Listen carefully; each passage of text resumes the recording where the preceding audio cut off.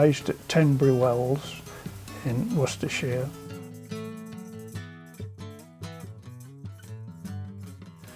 I only make the flying gate.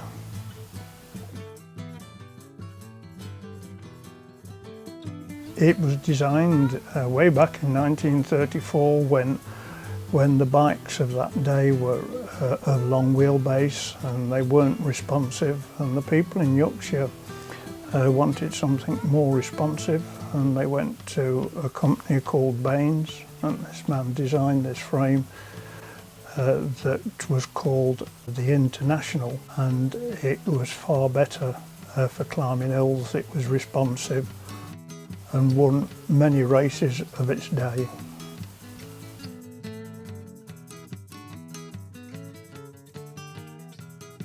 What made it more responsive was the rear triangle was shorter than a conventional bike, that brought the rear wheel closer to the bottom bracket, and the frame was strutted up. The back end was really rigid, but it didn't give you a hard ride.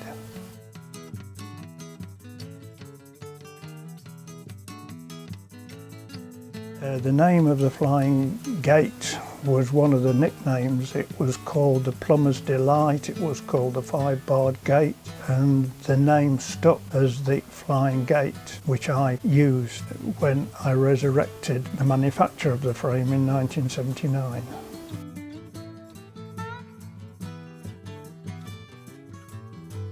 The frame was out of production from 1954 to 1979. I had a Baines, and I always thought that the wind was behind me when I rode it from my other conventional bikes.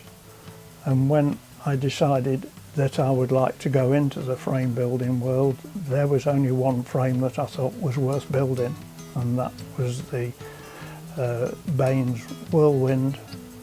And I got in contact with Bill Baines and had many happy conversations with him in his workshop, and then I eventually took over.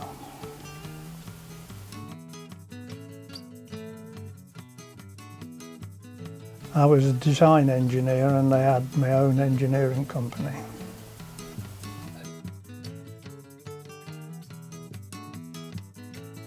The design was the design. There was no need to alter it in any way at all. We have just modernised it with the lugwork that Bill Baines didn't do at the time.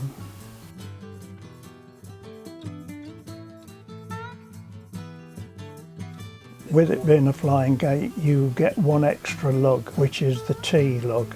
That is the only difference to a conventional frame.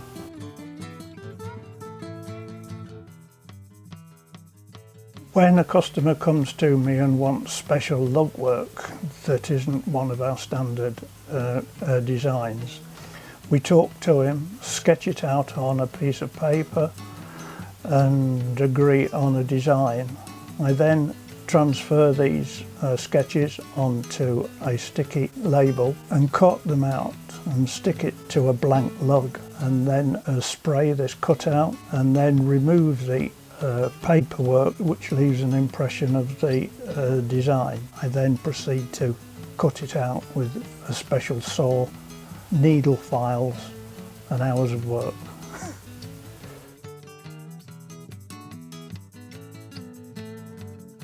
It all depends upon the intensity of the design, but it takes a couple of days to cut a lug.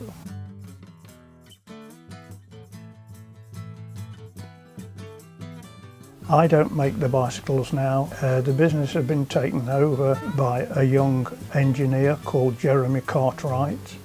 The frame that you see in the jig there is the last frame that I shall be making for the public. I generally do the repairs to take a bit of pressure off Jeremy.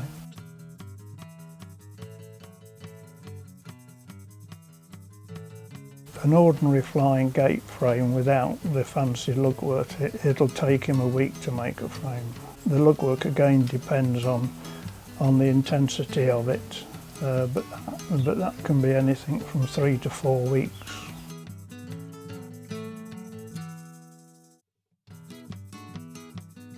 Jeremy's order book now is 2 years.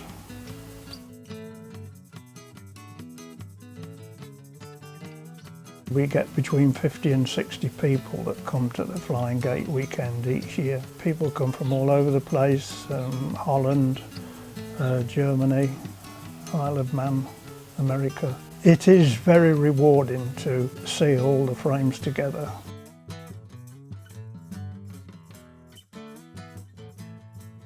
From now on, Jeremy is the contact, and the contact details are all on the website.